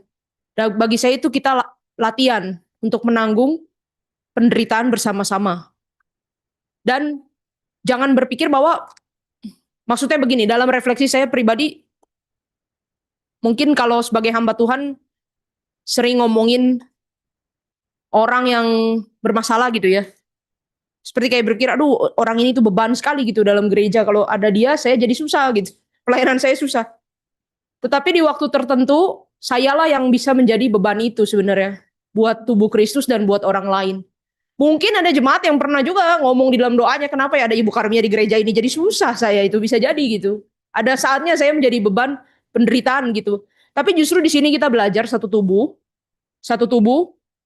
kita nggak apa-apa, boleh mengalami penderitaan. Dan penderitaan-penderitaan di dalam gereja itu levelnya macam-macam. Bisa jadi ada orang yang begitu, atau juga bisa jadi penderitaan-penderitaan makro ya. Ada gereja-gereja yang ditutup oleh pemerintah, GKI Yasmin, nggak boleh beribadah, begitu ya, dibom gerejanya, itu penderitaan. Mereka belajar menderita juga sebagai komunitas, sebagai satu tubuh, dan itu nggak apa-apa. Dan ada pengharapan bahwa Yesus sendiri yang sudah menyerahkan tubuhnya dipecah-pecahkan buat kita, dia yang akan menolong kita menjadi kuat dan menjadi utuh justru dalam penderitaan-penderitaan itu. Ya mungkin itu refleksi saya sekilas aja tadi waktu mendengarkan ya. Makasih.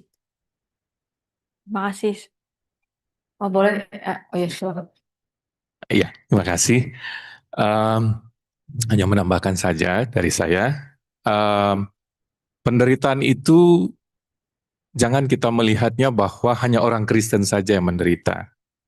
Karena sesungguhnya semua manusia yang ada di muka bumi ini pasti mengalami penderitaan.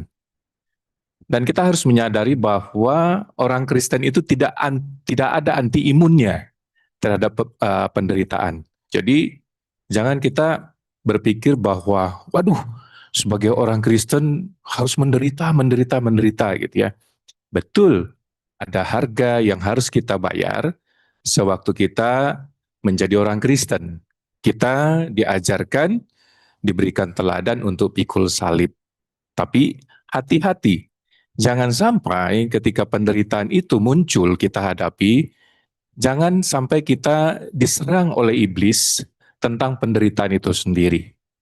Karena iblis pun bisa menggunakan penderitaan itu untuk membuat kita jauh dari Tuhan. Itu sebab ketika kita diizinkan mengalami suatu penderitaan, akan lebih elok kalau kita bisa berkata, Tuhan, aku belajar mengucap syukur untuk penderitaan ini, tapi beritahu aku apa maksud dan tujuan Tuhan mengizinkan penderitaan ini. Nah, melihat semua dari perspektifnya Tuhan, itu akan menolong kita menikmati penderitaan itu dengan asyik.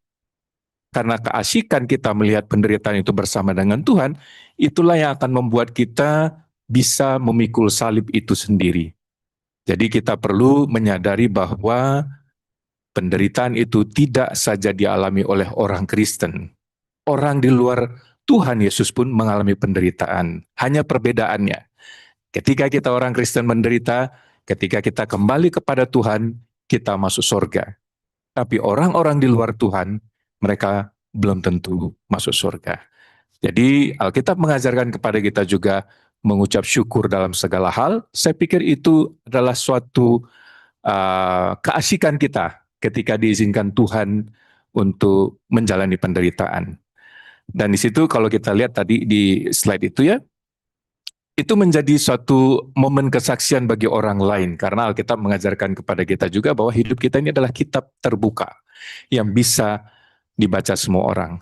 Nah, bagaimana kita bisa menjadi orang Kristen yang kuat dan menang, itu akan dilihat oleh orang-orang di luar Yesus.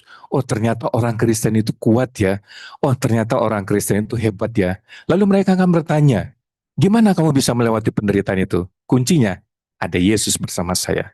Nah, disitulah membuat orang akhirnya tertarik, oh siapa Yesus itu? Aku mau dengar dong, aku mau tahu. Dan yang terakhir, menambahkan akhir cerita yang Lose Cincin katakan itu, tentang tukang pangkas itu tadi, akhirnya si pendeta itu katakan bahwa, aku tidak percaya ada tukang cukur, dan tukang cukurnya tadi mengatakan, oh aku ada di sini. Pak pendeta bilang, kalau ada tukang cukur, kenapa masih ada orang yang berambut gondrong?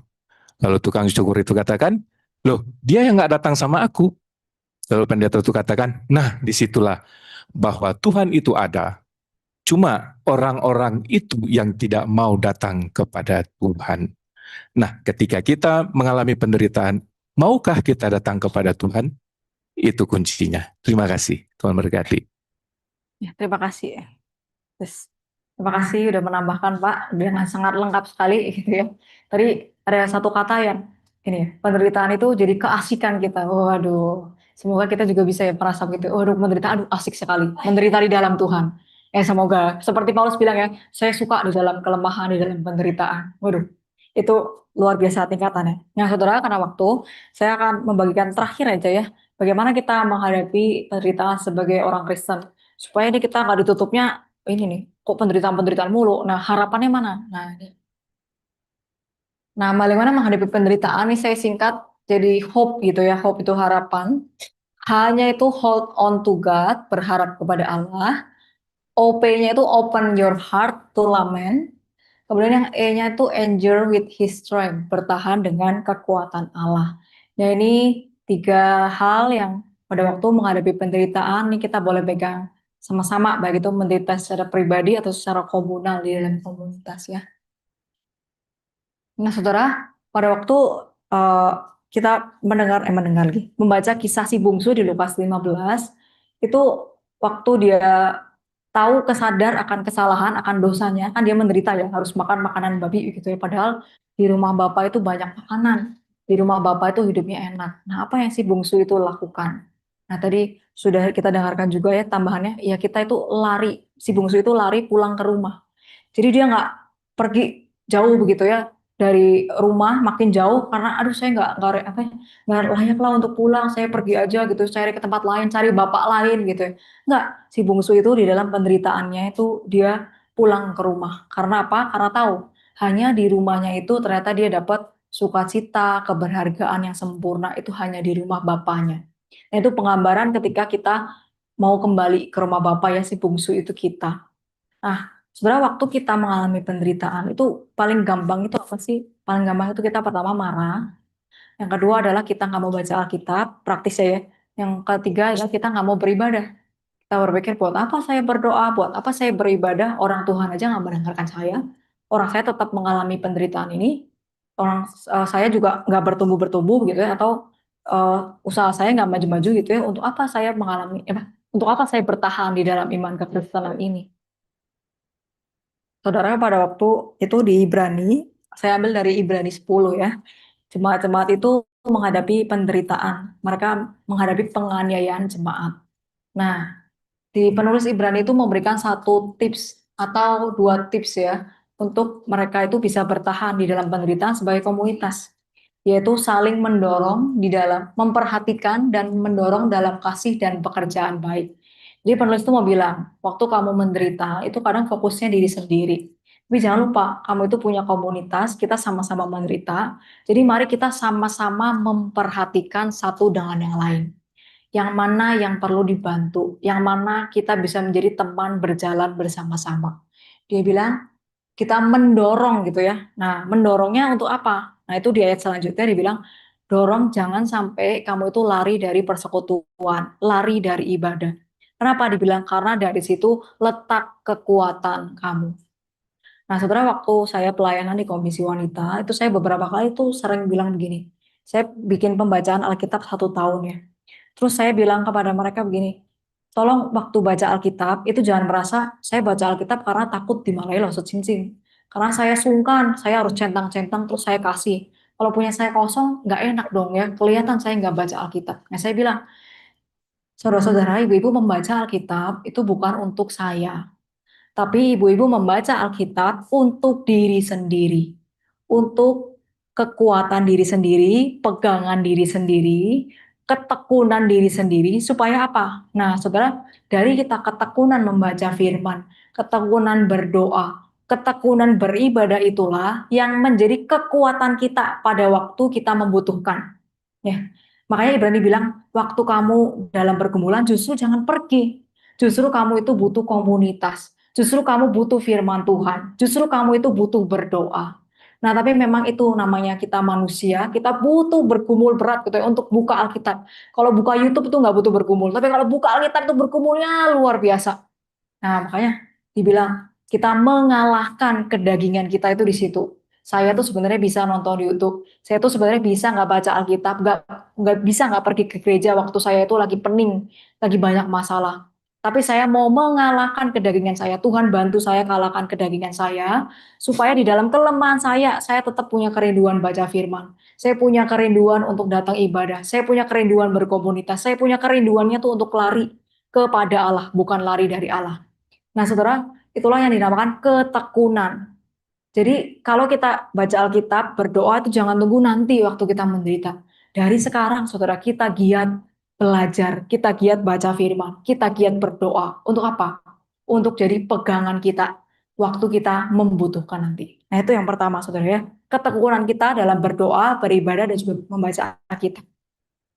Yang kedua, dalam penderitaan kita boleh membuka hati untuk meratap. Nah, saudara, Yesaya 42 ayat 3 dikatakan, buluh yang patah terkulai itu tidak akan diputuskan. Nah, ini lagunya, ada lagunya ya.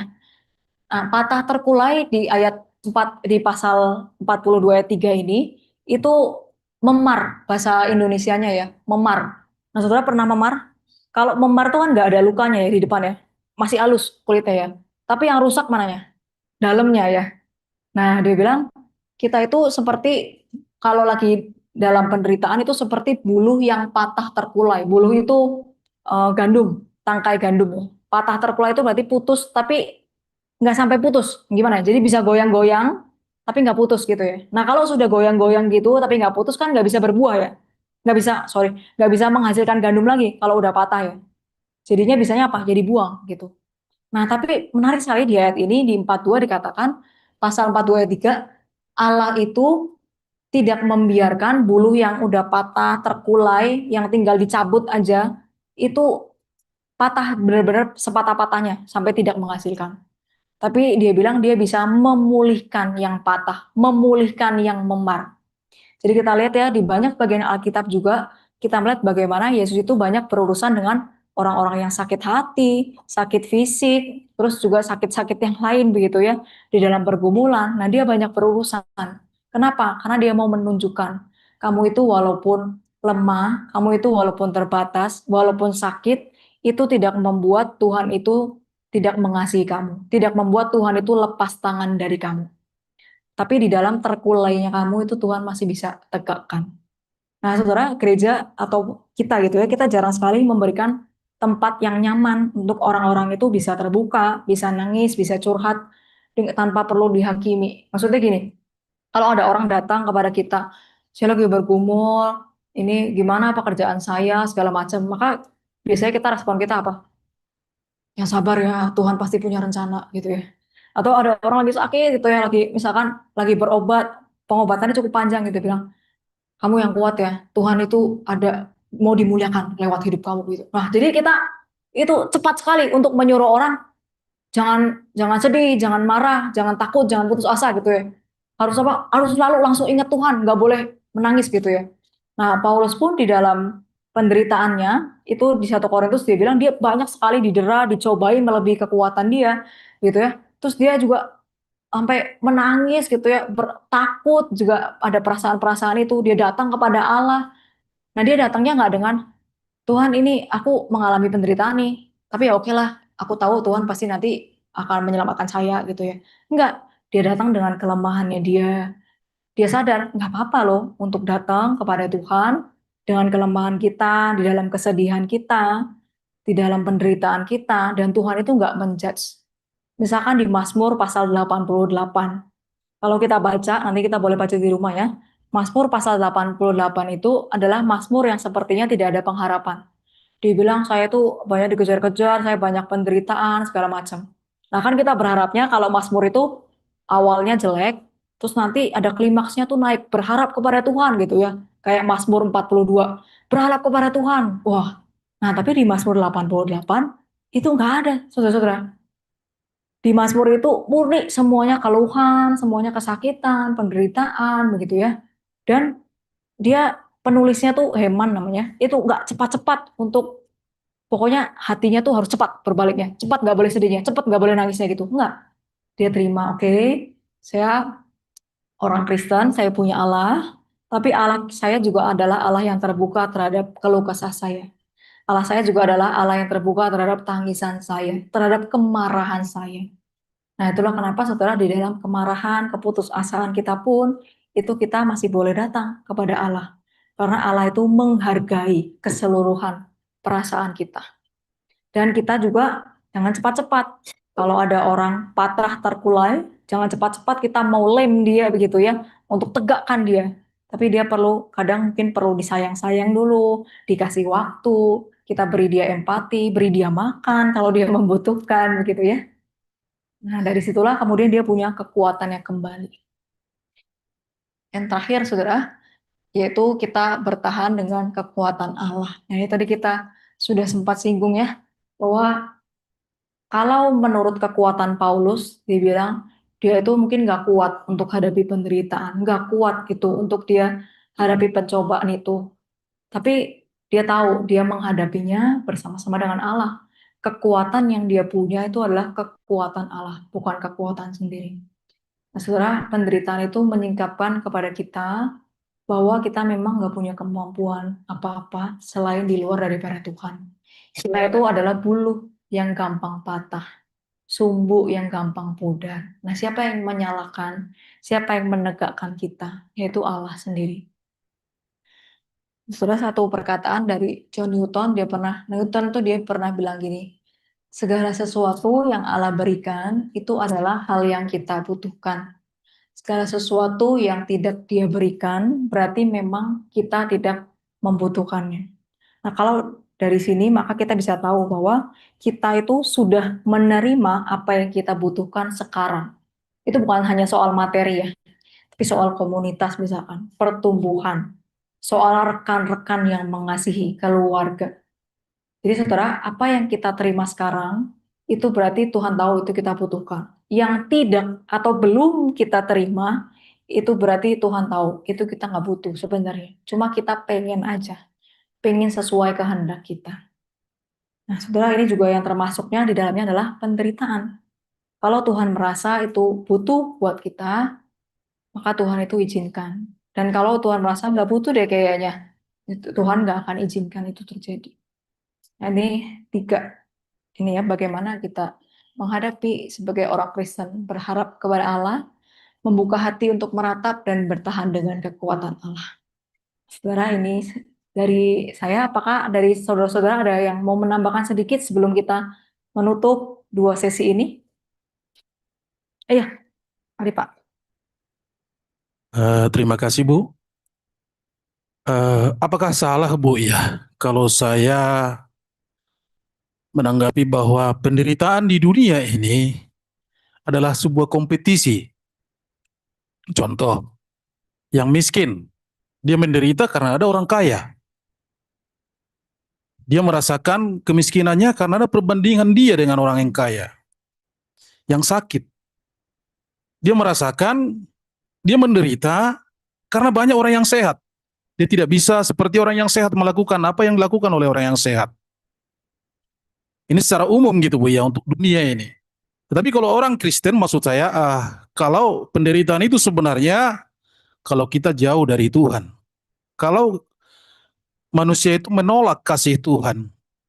Kalau tidak mendapatkan kasih Tuhan. Jadi kekristenan itu yang paling utama kalau menurut aku. Tapi pertanyaan saya yang pertama tadi itu apakah salah gitu Bu? Kalau saya menganggap bahwa terkadang penderitaan di dunia ini adalah kompetisi gitu Bu.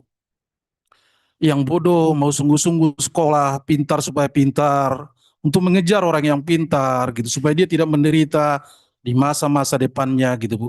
Itu pertanyaan saya Bu. Makasih Bu. Jadi kayaknya ini ada dua penderitaan yang berbeda yang disinggung ya. Yang pertama penderitaan, saya jawab yang kedua dulu ya, karena lebih gampang. Penderitaan orang Kristen itu adalah keterpisahan dari Allah gitu ya. Penderitaan yang paling sempurna itu keterpisahan dari Allah. Nah kalau itu saya setuju ya. Nah kita kan kadang menderitanya karena apa? Karena hal-hal dunia kan. Karena sakit, karena nggak punya uang misalnya ya. Tapi penderitaan yang paling dalam gitu ya, itu adalah keterpisahan dengan Allah. Kehilangan apa yang menjadi kesukaan di dalam Allah.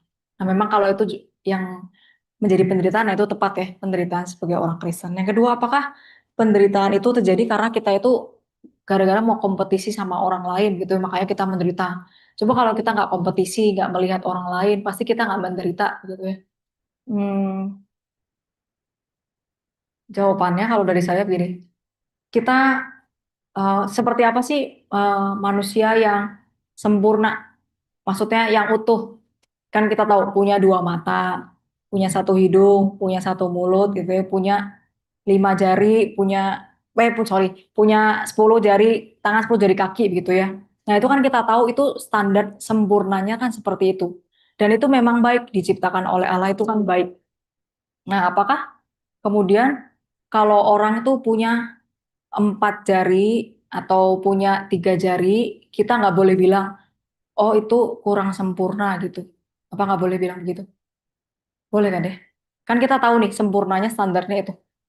Punya jari tangan 10, jari kaki 10 ya. Tapi kalau orang-orang misalkan karena ini kamu karena iri, jadi kamu itu nggak sempurna gitu ya. Enggak, memang dia harus terima bahwa memang 3 itu tidak sempurna. Sempurnanya itu 5 gitu misalnya. Itu yang pertama. Terus yang kedua, tapi bisa juga memang ada penderitaan yang terjadi karena kita punya iri hati di dalam diri. Benar. Nah itu yang terjadi kalau di media sosial misalnya ya. Oh yang lain liburannya ke Bali ya, ke Amerika, saya liburannya cuma ke Bali gitu ya. Wah kita jadi iri hati, terus itu membuat penderitaan buat kita ya, bener ya. Terus, kok orang lain makannya steak ya, saya kok makannya cuma tahu tempe gitu. Jadi kita keiri hatian kita membuat kita menderita. Nah itu bisa juga terjadi seperti itu memang. Jadi ada dua sisi. Jadi ketidaksempurnaan itu nggak boleh membuat kita kayak nggak boleh, seharusnya kita nggak boleh melihat itu sebagai penderitaan gitu. Yang nggak juga, kita tahu yang sempurna dan kita tahu memang hidup kita ada yang nggak sempurna. Sakit itu kan nggak sempurna ya. Terus nggak boleh kita bilang enggak kok itu sempurna kok gitu. Nah itu kita namanya menyangkal diri. Nah tapi yang kedua juga mungkin bisa jadi, nah itulah ada tujuan Tuhan yang ingin dikerjakan di dalam diri kita. Yaitu misalkan supaya kita belajar mencukupkan diri gitu ya. Nah itu bisa juga terjadi seperti itu. Nah makanya saya bilang memang masalah penderitaan itu hidup manusia kan kompleks ya. Nggak bisa saya jelasin 2 sesi 2 jam kemudian kita mengerti seluruh penderitaan di dunia ini. Ya, nggak bisa juga. Gitu. Nah makanya memang banyak keterbatasan, tapi saya juga berusaha untuk belajar untuk menjawab begitu ya. Gitu. Terima kasih. Boleh satu orang pertanyaan lagi ya? Oh ya boleh. Eh, Menurut saya sih penderitaan yang sejati menghasilkan pertobatan yang sejati, Bu. Tapi juga penderitaan juga menghasilkan kemenangan khususnya kemenangan bagi orang itu. Maksudnya tuh gini, penderitaan yang Tuhan izinkan misalnya melalui saya, entah itu dosa saya, pasti akan maksudnya tuh menghasilkan pertobatan yang sejati, Bu. Tetapi juga penderitaan yang saya alami melihat teladan Tuhan Yesus yang menderita, saya melihat kemenangan Tuhan Yesus yang sudah mengalahkan penderitaan itu gitu. Kemenangan yang memberikan harapan, memberikan kemenangan rohani yang dapat maksudnya memberikan kekuatan yang baru, memberikan penghiburan yang baru, menguatkan iman juga yang memperbaharui firman yang baru gitu loh. Itu sih yang saya lihat. Makasih, Bu. Jadi dua sisi seperti koin ya, penderitaan itu bisa jadi buat pertobatan, tapi juga sebuah, kalau pertobatan kan kesedihan ya, tapi juga bisa jadi kemenangan gitu ya di dalam Tuhan. Nah, tapi saya mau garis bawahi begini, walaupun penderitaan itu bisa menghasilkan pertobatan, menghasilkan kebaikan, tapi kita jangan sampai berpikir begini, Tuhan itu cuma bisa menumbuhkan saya lewat penderitaan. Jadi saya tuh selalu harus menderita dulu untuk mendapatkan sesuatu yang baik. Nah itu bukan juga begitu. Penderitaan itu hanya salah satu cara yang Tuhan pakai untuk memurnikan kita. Nah apakah ada cara-cara lain? Iya banyak cara-cara lainnya. Jadi kita juga nggak boleh membatasi Tuhan kayak saya harus pokoknya harus menderita deh. Kalau saya udah menderita itu baru saya eh, menang, baru saya berhasil gitu ya. Enggak juga. Nah jadi kita perlu hati-hati itu terhadap hal itu. Oke.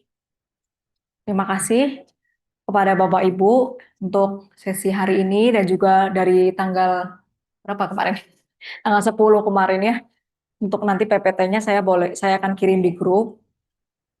Boleh mari kita sama-sama tutup di dalam doa ya. Saya boleh minta dengan kasih penginjil Karmia boleh menutup kita.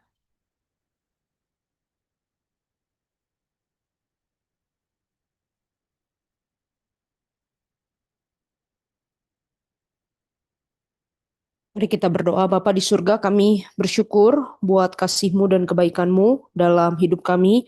Dan juga kami belajar mengerti lebih dalam bagaimana Tuhan bekerja dalam hidup kami. Kami mohon Tuhan selalu dampingi kami dalam setiap musim kehidupan. Dan apapun yang terjadi dalam hari-hari kami, kalau ada di antara kami sedang bertanya, meragukan Tuhan, bergumul dengan iman ataupun dengan kehidupan, mohon Tuhan sendiri dampingi kami. Biarlah Engkau pegang tangan kami dan juga teguhkan kaki kami dan juga kuatkan pengharapan kami dalam Kristus yang telah menang atas dosa dan maut, juga tidak pernah meninggalkan kami dan akan membawa kami ke dalam sukacita kekal waktu Kristus datang kembali. Terima kasih buat kebaikan Tuhan. Kami berdoa bersyukur di dalam nama Tuhan Yesus. Amin. Bapak Ibu Saudara, terima kasih kepada Penginjil Cincing yang sudah menolong kita untuk belajar dalam dua pertemuan ini. Saya teringat satu